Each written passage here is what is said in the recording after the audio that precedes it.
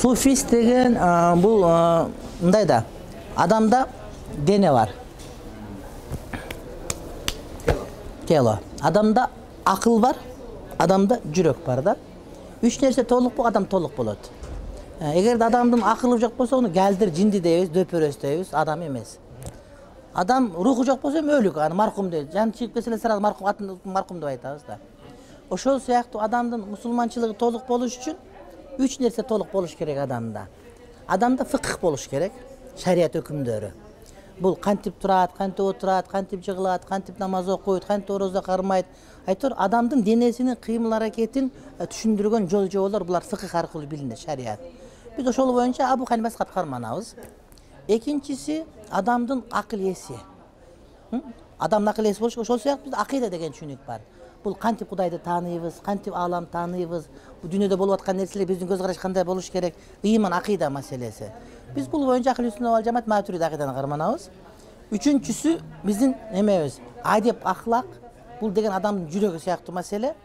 Бул биз мисалы үчүн кантип сабырдуу болобуз, кантип каниеттүү болобуз, кантип шүгүр келтиребиз. Айтор адамгерчилик сыпаттарды ала турган бул тасаввуф деген менен билинет да, бул жүрүш туруш эрежелери деген. Үч нерсе толук болгондо адамдын мусулманчылыгы көркөм болот. Адам көргөндө ыраазы боло турган болот. Үчөөнүн бирөө кемип калса, жана кемтиктей болуп тура берет да. Мисалы үчүн кээ бир мусулмандар көрөсүн, ошондой мусулман болгон келбейт да. Вроде бы жакшы эле мусулман, бирок андай анткени анда үчөөнүн бирөө кем. Үчөө баланс болгондо адам ошондой көркүнө чыгат да, аябайчы. Көрдүңөрбү? Кээде карасам бир мусулмандар мактанчаак башка болот, тасаввуф аз мында деген сөз да. Адеп ахлак мында, сүлүк, зух жок деген сөз да. Бул түп ошол.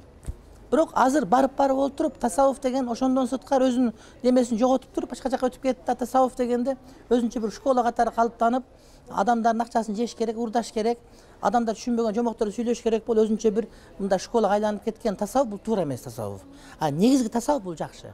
Салафи тууганда тасаввуфту жаман көргөнү, ошол жана бузулуп кеткен жолдогун жаман көрөт да. Мисалы үчүн аалымдар өздөрүн пайгамбар катары сезип алган, мен урматтагыла, сыйлагыла, менин колум өпкүлө, мен бата кылсам дуам кабыл болот деп, чөт эле өздөрүн пайгамбар, Кудай сезип алгандар бар да.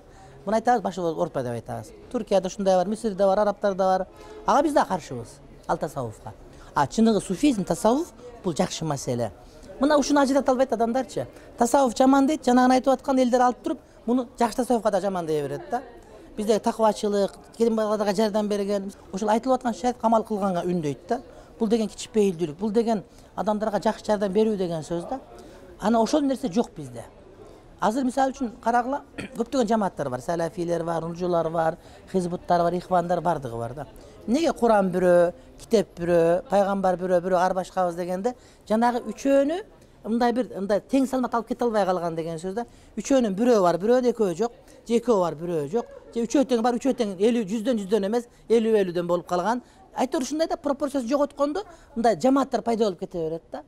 Так биз бир эле пайгамбар, бир үммөтпүз да барды. Неге? Үчөө чогуу кеткенде чогуу кетишибиз керек эле бизчи. Үчөө чогуу кетпей калгандан кийин мындай жамаат, ал эмес жаңы диндер пайда болуп кетет да. Мисалы үчүн жаңы диндердин пайда болуусунун бир себептеринин бири ошол пайгамбарларды пайгамбарлык макамдан жогорку макам берип коюу менен болот да. Иса пайгамбар алейхиссалам Кудай эмес да, пайгамбар да. Бирок муну өтө урматтагандан буга пайгамбарлык сыпат эмес, кудайлык сыпаттарды ыйгарып коюшу дагы Кудайдын баласы деп жаңа дин пайда болуп кетип калды. Азан айтты уктанга айткан жок. Ана ошон үчүн мындай бир илим менен кетиш керек деген сөз, ар бир нерсеничи мындай угуп аяктан уккан, бияктан уккан менен кеткенге болбойт да. Дин өзү жеңил нерсе. Динде кыйынчылык жок, бирок ошону туура билген булактан алганды үйрөнүшүбүз керек бизчи. Анан бизге таксыр айтып аткандай, ар ким аяктан бияктан үйрөнүп келип, ачык-ачык айта алышпайт. Мисалы үчүн карагыла, мен, Абдушүкүр ажы, Максат ажы, биздеги эми чоң деген молдолор деген биздин сабактардын баардыгы ачык, дайыма камера менен турат да. Бул элге рыя кылып мактанган, чарчап деле бүттүк мындан. Просто эмне үчүн биздин илимибизде жашыра турган нерсе жок, таразага салдык деген сөз да. Башкалар бекинишет бар, билесиңерби? Бекинип айтат, жашырып айтпагында мына пучурайт, эмне үчүн? Биякта бир нерсе бар деген сөз да. Эгерде мен ката айтсам, алымдар айтышсын, оңдойын айтышат. Молдо Саур айтат, Молдо Хабибулла айтат, Молдо Газдамыл айтат, оңдоп турат менин дагы. Биз инсанбыз да, кемчилик кетиребиз сөзсүз түрдө. Ошого биз товарыбыз ачык биздики. Көрдүңөр туугандарым. Башкалардыкы жабык товарлары. Акыйкат таптым дейт, сону сүйлөйт, алар адашып кеткен дейт, квартирага отуруп бужурап бир нерсени сүйлөп, аларды ката дей берет. Ayt, oңдо келип ayt мага түшүндүр. Аят хадистен ayt, мен макул болоюн ошого деген сөз да. Ошон үчүн жана мисалы үчүн мындай биз Кудайга сыйынганда карагыла. Кудайды сүйүү, жакшы көрүү. Кудайдан үмүт кылуу, анан Кудайдан коркуу.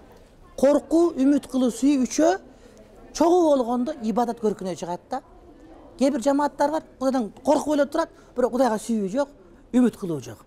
Бирөөлөр бар, үмүт эле кылат да. Кудайым кечирет, иншалла Кудайым кечирет дейт. Аларда үмүт эле бар да, бирок аларда коркуу жок, сүйүү жок. А бирөөлөрдө сүйүү эле бар, үмүт дагы жок, коркуу дагы жок. Кандай болот? Кудайдан коркуу, Кудайды сүйүү, андан үмүт кылуу, үчөө бирин-бирин толуктап турганда адамдын мусулманчылыгы көркүнө чыгат да. Биз ошого аракет кылабыз, ошон үчүн мүмкүн болушунча.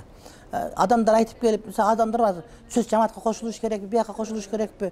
Жамаат кошулуш кереги жок. Биз мусулман болушубуз керек. Жолубуз бар биздики. Илим жолунда кетип атабыз деген сөз да. Туура, биз Ханафи мазхаб карманабыздан экен, ал школа катарында кетет, адамды айтып бергенсе. А бирок негизинен кайсы маселе? Ушул 3 багытты алып кетиш керек деген сөз да. Биз радикал болуп кетпейбиз. Биз адамдарды касиеттүү кылып жибербейбиз. Бирок адамдар тебелет дагы жибербейбиз. Баары да өз ордунда кетиш керек деген сөз.